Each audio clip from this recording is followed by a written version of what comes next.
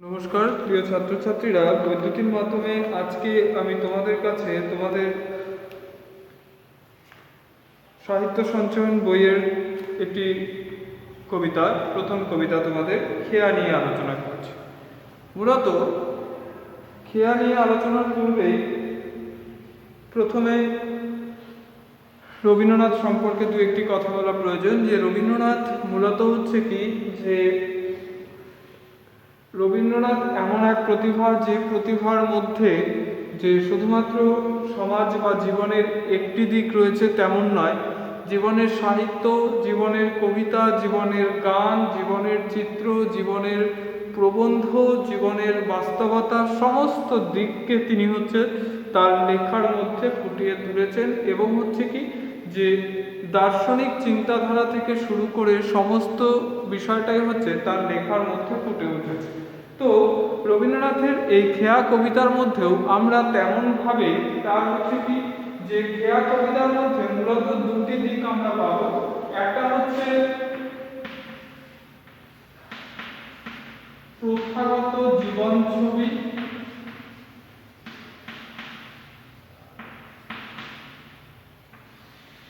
প্রথাগত জীবন ছবি, আর সেই সঙ্গে আরেকটি দিক, সেটা কি দার্শনিক চিন্তার পথ। এরকম কি, যে সমান্তরালভাবে দুটো বিষয় সবসময় খেয়া কবিতার মধ্যে যাবে। তো প্রথমত তোমাদের খেয়া কবিতার যে দিক, অর্থাৎ খেয়া বলতে সাধারণত কি বোঝায়। খেয়া শব্দটি আসলে কি, যে এমন একটি ধারণা যেখানে জীবন সম্পর্কে অত্যন্ত একটা প্রবহমান জীবনের চিত্র কবি এঁকেছেন, কিন্তু সেই সঙ্গে যে শুধুমাত্র প্রবহমান জীবনের চিত্র তা নয়, তার পাশাপাশি খেয়া কবিতা আরও অনেক কিছু। আর কবিতার আলোচনার পূর্বে আরেকটি বিষয়, যে এটি কোথা থেকে নেওয়া হয়েছে।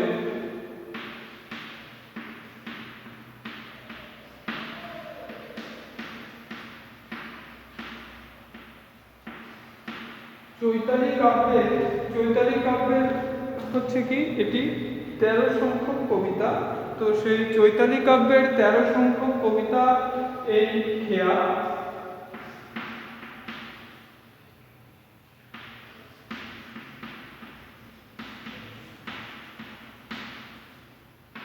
তো মূলত খেয়া কি, খেয়া সাধারণত যে ছোট্ট নৌকা, খেয়া নৌকা, ঠিক আছে। তো ছোট্ট নৌকাকে বলা হয় খেয়া নৌকা।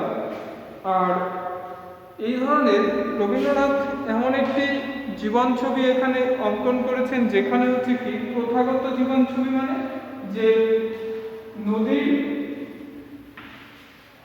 বিষয়টি কেমন, একটি নদীর দুই পাশে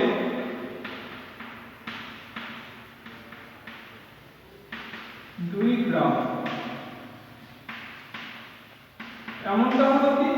এমনটা হলো এখানে কবিতার কাহিনীর পর্ব। এরপর কি এরপর সেই কাহিনীকে কেন্দ্র করে একটা গভীর দার্শনিক চিন্তা কবি এখানে ব্যক্ত করেছে। আর খেয়া কি ছোট্ট নৌকো। এরকম অসংখ্য নৌকো প্রাচীনকাল থেকে আমাদের জীবনযাত্রায় বা সমাজ ব্যবস্থায় বা পরিবহন কার্যে ব্যবহার করা হতো। তো সেই ধরনের যেমন কি বিশাল বড় নৌকোকে বলা হয় বজ্রা। আর এখানে যে নৌকার কথা আমরা বলছি সেটা ছোট্ট নৌকো। তো সেটা খেয়া নৌকো, যাত্রীবাহী নৌকোই হয় খেয়া নৌকোগুলো।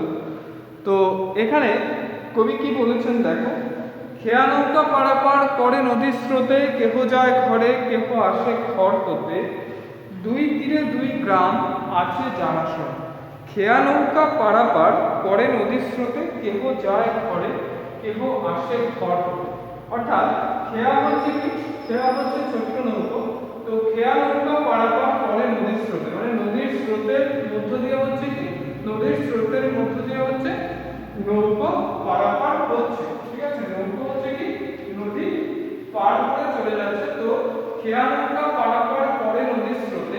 কেহ যায় ঘরে কেহ আসে ঘর হতে। অর্থাৎ যে আমরা সাধারণত দেখতে পাচ্ছি যে খেয়া নৌকা সে কি করছে, নদী পার করছে। খেয়া নৌকা পারাপার করে নদীর স্রোতে, কেহ যায় ঘরে কেহ আসে ঘর হতে। অর্থাৎ কেউ হচ্ছে কি সেই নদীতে যে নৌকো চলছে সেই নৌকো করে ঘর থেকে কাজের জন্য, প্রত্যেক দিনের কাজের জন্য বাইরে বেরিয়ে যাচ্ছে, আবার কাজ শেষ করে দিনের শেষে সে হচ্ছে কি তার ঘরে ফিরে আসছে। তাহলে কেহ যায় ঘরে কেহ আসে ঘর হতে। দুই তীরে দুই গ্রাম আছে জানাশোনা। অর্থাৎ কি, যে দুই তীরে দুই গ্রাম আছে জানাশোনা। দুই তীরে দুই গ্রাম মানে যে কি বলছি, একটি নদীর দুপাশে দুটো গ্রাম, তাহলে দুই তীরে দুই গ্রাম আছে জানাশোনা মানে সেই দুটো গ্রামের মানুষের মধ্যে যাতায়াত আছে, গ্রামের মানুষের মধ্যে চেনা পরিচিতি রয়েছে। দুই তীরে দুই গ্রাম আছে জানাশোনা, সকাল হইতে সন্ধ্যা পরে আনাগোনা। অর্থাৎ সকাল থেকে সন্ধ্যা কি হয়, সকাল থেকে সন্ধ্যা আনাগোনা করে। অর্থাৎ সকাল থেকে সন্ধ্যা সেই মানুষেরা হচ্ছে কি, দুই গ্রামের মানুষেরা তাদের যাতায়াত অবিরত চলছে। তা সকাল হইতে সন্ধ্যা পরে আনাগোনা, পৃথিবীতে কত দ্বন্দ্ব কত সর্বনাশ।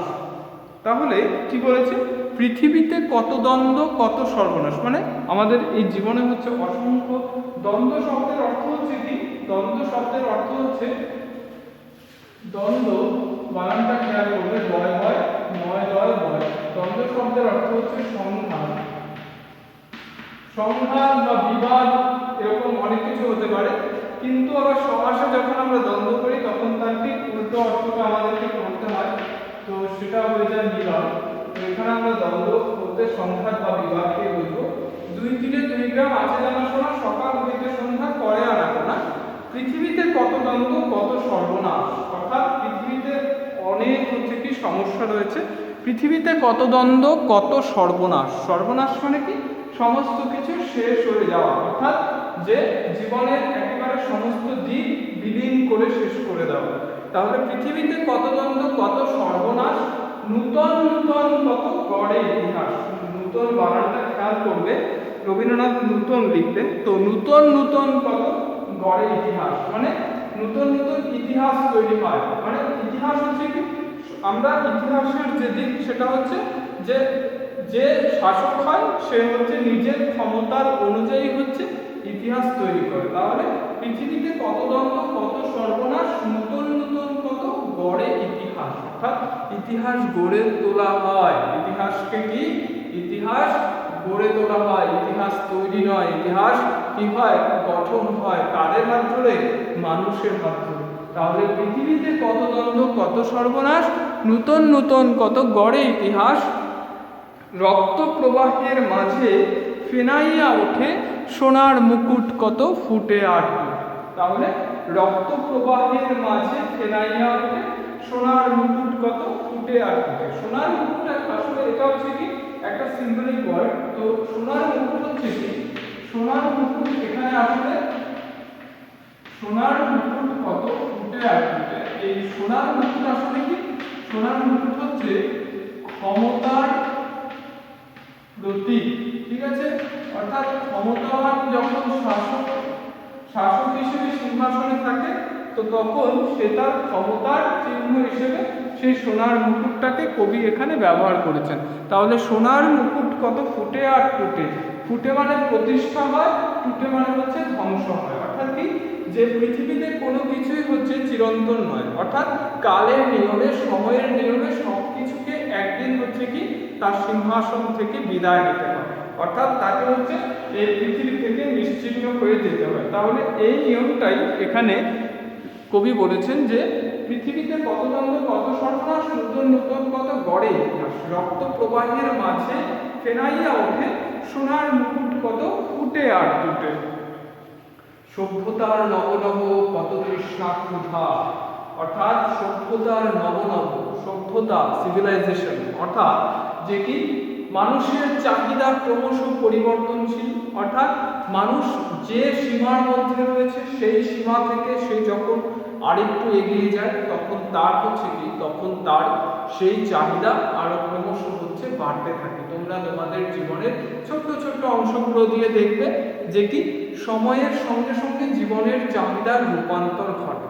অর্থাৎ যে তোমাদের বয়সে যখন আমরা ছিলাম সেই সময় কি, সেই সময় একটা সামান্য উদাহরণ দিয়ে বলছি, সেই সময় আমাদের কাছে এত দামি দামি মোবাইল থাকতো না। কিন্তু হচ্ছে কি, কিন্তু সময়ের পরিবর্তনের সঙ্গে সঙ্গে আজ যখন তোমরা আমাদের সেই বয়সটার সীমাতে আছো, তখন তোমাদের হচ্ছে কি, তখন তোমাদের স্বাভাবিকভাবেই হচ্ছে প্রয়োজনীয়তার কারণেই হচ্ছে কি মোবাইলগুলো ব্যবহার করতে হচ্ছে। অর্থাৎ এটা হচ্ছে কি সময় অনুযায়ী চাহিদার রূপান্তর, সময়ের সঙ্গে সঙ্গে চাহিদার সবসময় পরিবর্তন হয়। তাহলে যে সভ্যতার নব নব কত তৃষ্ণা ক্ষুধা, অর্থাৎ সভ্যতা আমাদের কাছে কি করে, দাবি রাখে।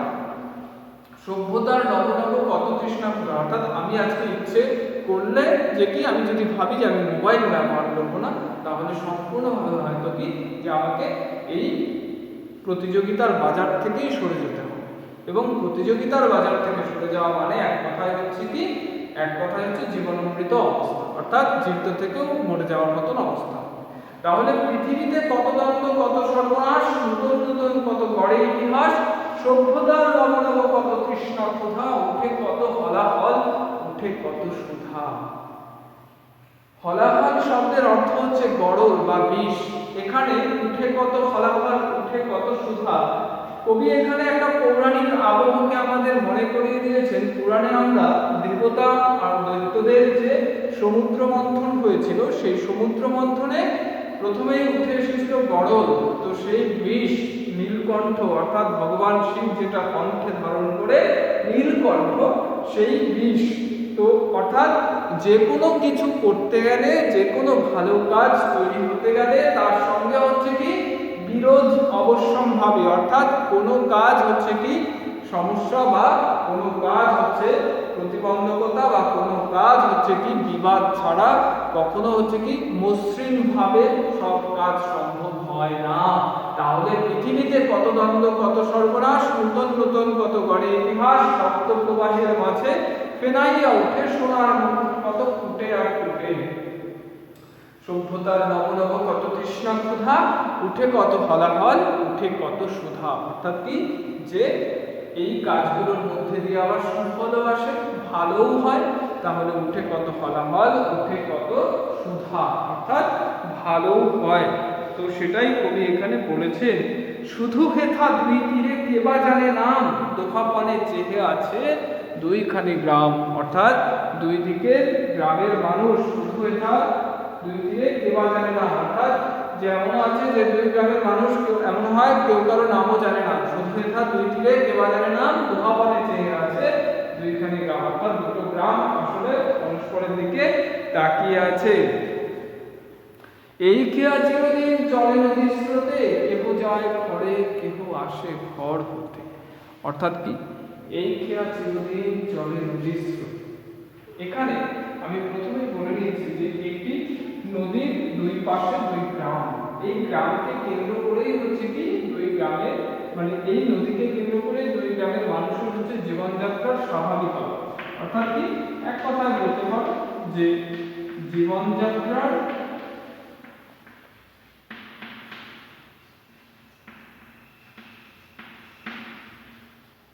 স্বাভাবিক এই কবিতা রয়েছে। কিন্তু রবীন্দ্র সাহিত্যে দার্শনিকতা নেই, এটা কখনো বিশ্বাস করা যায় না। অর্থাৎ রবীন্দ্রনাথ হচ্ছে সেই ব্যক্তিত্ব, যে ব্যক্তিত্ব হচ্ছে গোটা বিশ্বের, যদি হচ্ছে কি গোটা বিশ্বের পাঁচজন দার্শনিককে একসঙ্গে আমরা নাম উচ্চারণ করি, তাহলে রবীন্দ্রনাথ হচ্ছে তাদের মধ্যে একজন। অর্থাৎ যে কি রবীন্দ্র সাহিত্যের মধ্যে দার্শনিকতার ছাপ অত্যন্ত সুগভীর। তাহলে এটা কিভাবে, কেন, কারণ হচ্ছে কি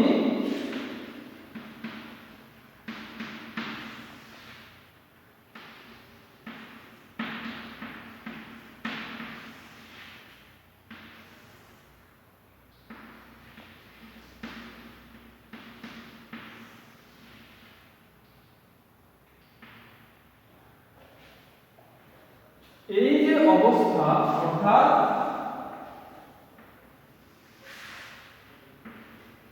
কবি কি বলেছেন? কবি বলেছেন কেহ যায় ঘরে কেহ আসে ঘর হতে। এই পংক্তির মধ্যে একটা গভীর দার্শনিকতার ছোঁয়া রয়েছে। সেটা কিভাবে? দেখো, আমাদের জীবনের সবচেয়ে সবচেয়ে আনন্দের দিন হচ্ছে আমাদের জন্মদিন। তো সেই জন্ম, আর জীবনের সবচেয়ে দুঃখের দিন হচ্ছে কি আমাদের ছেড়ে যাওয়া। এই দুটো পর্বের মধ্যে কোনোটাই আমাদের ব্যক্তিগত নয়। অর্থাৎ কি না আমরা জন্মদিনটাকে বুঝতে পারি, না আমরা মৃত্যু দিনটাকে বুঝতে পারি। অর্থাৎ যে জীবনের সবচেয়ে আনন্দের যে বিষয়গুলো, সেই বিষয়গুলো এমনই যেখানে আমরা নিজেরাই নেই। অর্থাৎ একটি ছোট্ট শিশু, সদ্যজাত শিশু, সে কি বুঝতে পারে? সে সেদিন হচ্ছে তার বাড়িতে কি হচ্ছে না হচ্ছে, তার বাড়িতে কি আনন্দ হচ্ছে, কাকে মিষ্টি খাওয়ানো হচ্ছে, এই কাদের খাওয়ানো হচ্ছে, কি হচ্ছে না, এই সমস্ত বিষয় সম্পর্কে তার কোনো ধারণা নেই। আবার ঠিক তেমনই এই মৃত্যু হচ্ছে কি, এই মৃত্যু সম্পর্কে যেদিন মারা যাবো সেদিন আমি নিজেও জানবো না যে আমি মারা গেছি। হয়তো যে সময় মানুষ মরে যায় সেই সময় হয়তো সে একটু হচ্ছে কি অনুভবের মধ্যে দিয়ে বুঝতে পারছে যে আমার সময় শেষ হয়ে আসছে। তো আর কিন্তু এখানে কিছু নেই। অর্থাৎ কেহ যায় ঘরে কেহ আসে ঘর হতে। অর্থাৎ আমরা নিজেরাই হচ্ছে কি এই দুটো পর্বের মধ্যে থাকতে পারি না। তো কবি আসলে কি বলেছেন যে দোহা পানে চেয়ে আছে দুইখানি গ্রাম। এই দুইখানি গ্রাম আসলে কি? এই দুইখানি গ্রাম হচ্ছে আমাদের জীবনের সবচেয়ে গুরুত্বপূর্ণ অংশ জন্ম, আর সবচেয়ে গুরুত্বপূর্ণ অংশ মৃত্যু। এই দুটো অবস্থা, এই দুটো অবস্থার মধ্যে যে প্রবাহটা, সেই প্রবাহের নামই হচ্ছে জীবন। আসলে নদী এখানে কিসের রূপ? নদী এখানে হচ্ছে জীবনের রূপক। নদী এখানে জীবনের রূপক। এত বিশ্লেষণ করে আলোচনার মূল কারণটাই হচ্ছে কি তাৎপর্যক্রমিক প্রশ্নে যখন হচ্ছে তাৎপর্য লেখাবো তখন কিন্তু তোমরা বিষয়টা নিয়ে তোমাদের অসুবিধে হতে পারে। তাই আমি কবিতার এই শব্দগুলোকে এইভাবে ভেঙে বিষয়গুলোকে আলোচনা করছি। রবীন্দ্র সাহিত্যে দার্শনিকতা সুগভীর শুরুতেও বললাম কেন? কারণ হচ্ছে যে প্রথম দুটো পর্ব, অর্থাৎ কি যে স্বাভাবিক জীবন, দুটো গ্রামের মধ্যে একটি নদী, সেই নদীকে কেন্দ্র করে স্বাভাবিক জীবনের স্রোত। নদী পার হচ্ছে একদল হচ্ছে কি সকালবেলা কাজের জন্য নদী পার হয়ে অপর গ্রামে যাচ্ছে, আর সে ওই পারের মানুষ হচ্ছে কি নদী পার হয়ে আবার হচ্ছে এই পারে আসছে। অর্থাৎ দেখা যাচ্ছে যে ওই পারে একদল যাচ্ছে, এই পারে একদল আসছে, আবার দিনের শেষে তারা ঘরে ফিরে যাচ্ছে, এরাও ঘরে ফিরে যাচ্ছে। কি বলেছে? কেহ যায় ঘরে কেহ আসে ঘর হতে। অর্থাৎ কেহ যায় ঘরে, কেউ ঘরে যাওয়া মানে আমরা দিনের শেষে যে মানুষগুলো ঘরে যায়, অর্থাৎ সকালে যে মানুষেরা হচ্ছে কি কাজের তাগিদে ঘর থেকে বেরিয়ে আসি, সারাদিনের শেষে যখন হচ্ছে কি সুস্থভাবে ঘরে ফিরে যায়, তখন বাড়িতে সবাই হচ্ছে কি একটা হচ্ছে কি সুস্থতা, একটা হচ্ছে কি শান্তির স্বস্তির নিঃশ্বাস ফেলেছে মানুষটা দিনের শেষে স্বাভাবিকভাবে এলো। আর কখন হচ্ছে কি সমস্যা কখন তৈরি হতে পারে? যখন হচ্ছে মানুষ কি করবে না, যখন হচ্ছে মানুষ দিন গড়িয়ে গেল, রাত গড়িয়ে গেল, কিন্তু সে আর এলো না, তখনই হচ্ছে কি স্বাভাবিকভাবে আমাদের মনে বিভিন্ন রকমের যে দুর্ভাবনাগুলো কাজ করে। তো সেটাই কেহ যায় ঘরে কেহ আসে ঘর হতে। কবি আসলে কি বলেছে যে কেহ যায় ঘরে মানে কেউ ঘরে যাচ্ছে, অর্থাৎ কারো এই পৃথিবীতে জন্ম হচ্ছে, তার জন্মটা যেমন আনন্দের, তার পরিবারের সকলের জন্য আনন্দের। কেহ আসে ঘর হতে, অর্থাৎ কেউ চিরদিনের জন্য হচ্ছে কি ঘর থেকে বিদায় নিয়ে চলে যায়, সে আর ফেরে না। যেমন মানিক বন্দ্যোপাধ্যায়ের পদ্মা নদীর মাঝি উপন্যাসের মধ্যে যারা হচ্ছে কি যারা যদি কেউ পড়ে থাকো বা ভবিষ্যতে বড় দেখবে যে কি সেই হচ্ছে কি সেই যে দৈন্যতা, মানে এক কথা হচ্ছে কি দারিদ্রতার ভয়াবহতা যে সংসারগুলোকে দিন রাত বাঁচতে দেয় না, দিন রাত দারিদ্রতা যাদের নিত্য সঙ্গী, সেই মানুষগুলো সামান্য জীবিকার টানে হচ্ছে কি তারা হচ্ছে সমুদ্রে চলে যায়, ঠিক আছে, যে কি সমুদ্রে চলে যায়, পদ্মায় চলে যায়, তারা হচ্ছে কি সারা রাত হচ্ছে সেই টিমটিমে আলোর মধ্যে পদ্মার বুকে ভেসে বেড়াচ্ছে মাছ ধরার জন্য। আর এই গ্রীষ্মের মরশুম যখন শেষ হয়ে যাবে তখন আর তাদের রুজি রোজগারের বিশেষ কিছু থাকে না। সেই মানুষগুলো অর্থাৎ কি, যে জীবন জীবিকার তাগিদে মানুষগুলো হচ্ছে কি ঘর ছেড়ে কখনো হয়তো তারা সুগভীর সমুদ্রের মধ্যে গিয়ে ডুবে যায়, অর্থাৎ যে কি বিরূপ পরিবেশ বা পরিস্থিতির কারণে আবহাওয়া, তখনকার দিনে আবহাওয়া দপ্তর বলে তো আর এত কিছু এত অত্যাধুনিক অবস্থা ছিল না। তো সেই সময় তারা হচ্ছে কি তারা হয়তো মাছ ধরতে গিয়ে সেই হচ্ছে কি সমুদ্রের মধ্যে বা সুগভীর সেই সমুদ্রে বা কখনো হচ্ছে নদীর মধ্যে বিভিন্নভাবে বিভিন্ন প্রাকৃতিক দুর্যোগের মধ্যে শিকার হয়ে তারা সেখানেই হয়তো তাদের সলিল সমাধি হয়েছে। তো এরকম হচ্ছে কি, এরকম কঠোর অবস্থা অর্থাৎ জীবনের কঠোর বাস্তবতাকে রবীন্দ্রনাথ এখানে ফুটিয়ে তুলেছে। কেহ যায় পরে কেহ আসে ঘর হতে। খেয়া কবিতাটি অত্যন্ত গুরুত্বপূর্ণ একটি কবিতা, যে কবিতাটিকে বারবার যখন পড়বে দেখবে কবিতার ভাষাগুলো যেন কানের মধ্যে এক বিশেষ অনুভবের সঞ্চার করে। তো প্রত্যেকটি লাইন হচ্ছে কি অনেক বেশি তাৎপর্য নিয়ে আছে। যেমন এই লাইনগুলোকে তোমরা অবশ্যই মার্ক করবে, যেমন সোনার মুকুট কত ফুটে আর টুটে, অর্থাৎ ক্ষমতালোভী বা ক্ষমতাবান শাসকের যে চোখের ইশারায় চিরকাল হচ্ছে ইতিহাস রচিত হয়েছে, সেই ইতিহাসের মধ্যে সাধারণ মানুষ বঞ্চিত হয়ে রয়েছে। সাধারণ মানুষকে চিরকাল হচ্ছে কি শাসক তার ক্ষমতার সেই একটা ভয়াবহ শোষণের শিকলে বেঁধে রেখেছে। তারপর যেমন ধরো পৃথিবীতে কত দ্বন্দ্ব, কত সর্বনাশ, এরকম হচ্ছে স্বাভাবিক চিত্রগুলো অত্যন্ত গুরুত্বপূর্ণ। তোমরা এই অংশগুলো খুব ভালো করে বারবার কবিতাটা পড়বে, এবং এই যে ভিডিও ক্লাসটি দেওয়া হয়েছে কবিতার জন্য, এর প্রত্যেকটা শব্দ আমি যা বলেছি প্রত্যেকটি শব্দকে বোঝার চেষ্টা করো, তাতে করে হচ্ছে কি, কারণ এই ধরনের কবিতা কিন্তু পরেরগুলোর মধ্যে সেই একটা এই রীতিরই একটা হচ্ছে এরকম কবিতার মধ্যে যে দার্শনিক ছোঁয়া রয়েছে এবং যে বিভিন্ন রকমের সামাজিকতা, ইতিহাসের বাস্তবতাকে রবীন্দ্রনাথ এখানে নিয়ে এসেছেন, এই সমস্ত দিকগুলো আমরা পরবর্তী কবিতাগুলোর মধ্যেও পাব। তো তাই আমি আশা করব যে তোমরা প্রত্যেকটা শব্দ খুব মনোযোগ সহকারে শুনবে, শুনে বোঝার চেষ্টা করবে। তো আজকের আলোচনা এই পর্যন্তই থাকছে। পরবর্তী ক্লাসে আমি আবার নতুন কবিতা বা নতুন অন্য কোনো বিষয় নিয়ে আলোচনা করব। ধন্যবাদ।